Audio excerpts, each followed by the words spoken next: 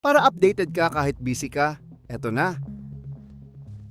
Usaping seguridad sa mga paaralan ngayong gabi. Nag-file ng resolution ang ilang mambabatas para imbestigahan ang nangyaring pamamaril sa isang paaralan sa Tacloban.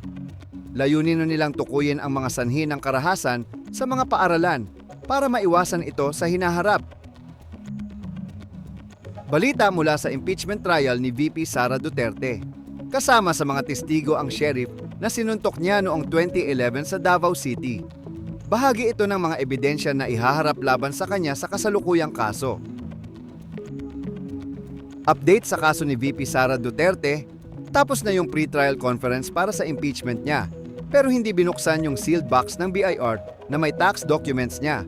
Mag-uumpisa na yung trial proper sa July 6, kung saan tatalakayin yung mga ebidensya tungkol sa confidential funds at unexplained wealth.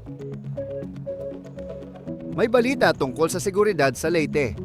Na-prevent ng mga autoridad ang posibleng pag-atake sa isang paaralan matapos makatanggap ng tip mula kay Senator Bam Aquino.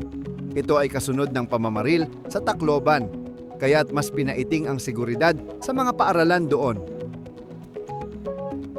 Usaping pangkaligtasan sa mga paaralan, iniutos ni Pangulong Marcos Jr. na alamin ang ugat ng mga karahasan sa mga paaralan matapos ang insidente sa Tacloban.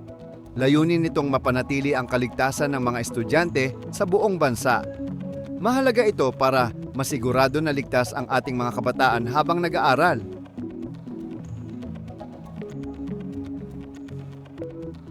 That's it for today's episode ng Ano na naman nangyari?